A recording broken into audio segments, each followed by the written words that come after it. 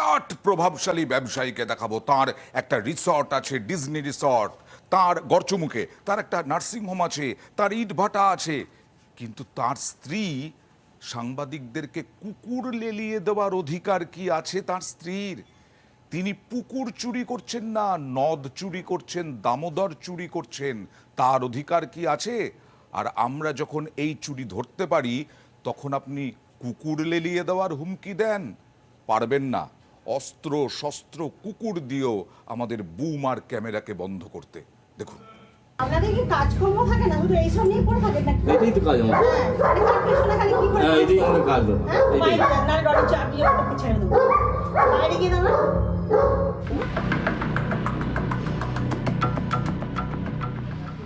গড়চুমুকে রিসর্টে ফুলের বাগান।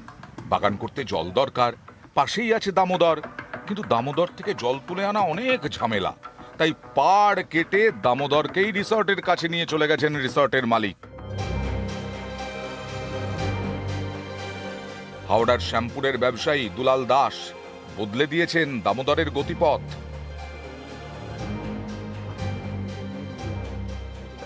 ভাবুন একবার, রিসর্টে বাগান হবে, তাই দামোদরকে নিয়ে আসা রিসর্টে। এখানেই শেষ নয়, খবর করতে গেলে রিসর্ট মালিকের স্ত্রী একেবারে রণংদেহী। বললেন, চলে যান, না হলে কুকুর ছেড়ে দেবো। কে মাটি কেটেছে? হ্যাঁ, কে মাটি কেটেছে? বাবু ছিল এখানে? দুলালবাবু তো কাল স্বীকার করলেন তো মাটি কেটে, মাটি কাটছে।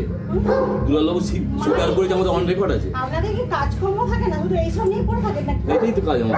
আরে কার পিছনে খালি কি করে? এটাই আমার কাজ। এটাই বাইরে যান, নাহলে ডরের চাবি ওকে ছেড়ে দেবো। বাইরে গিয়ে দাঁড়ান। আর্থ মুভার দিয়ে দামোদরের পাড়ের মাটি কাটা হচ্ছে, কিন্তু তা মানতেই নারাজ রিসর্ট মালিকের স্ত্রী। রিসর্টে কর্মীর দাবি নদীর পাড়ও নাকি তার বাবুরই। নদীর চর ওটা তো বাবুর জায়গা, ওটা নদীর চর বাবুর জায়গা হয় কি বলি? ওই চরটা কেটে কি হবে? হ্যাঁ? জলটা ঢোকাবে পুকুরে, তাই তো? না, তাহলে জল ঢোকা, জলটা কাছে নিয়ে আসতে আর কি, জলটা শেষ পেজ দিতে হয়, সৌন্দর্য আরো কাটার জন্য। বাগানে শেষ পেজ দিতে হয়। দামোদরের গতিপথ বদলে দেওয়া হচ্ছে কিসের জন্য? রিসর্টে বাগান হবে বলে। এসব করার সাহস কোথা থেকে পেলেন রিসর্ট ব্যবসায়ী দুলাল দাস? স্থানীয়দের দাবি, ব্যবসায়ীর মাথায় রয়েছে স্থানীয় তৃণমূল নেতাদের হাত, তাই তিনি এরকম বেপরোয়া।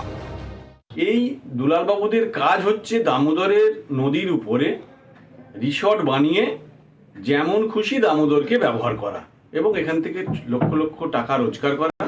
এই রোজগারের একটি অংশ তৃণমূলের নেতাদের বাড়িতে পৌঁছে দেওয়া।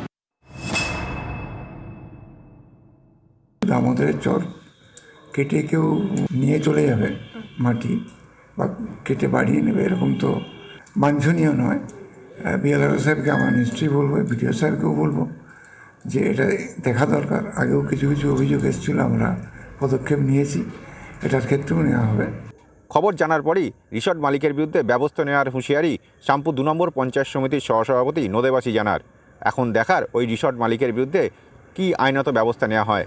হাওড়া শ্যামপুর থেকে সন্তু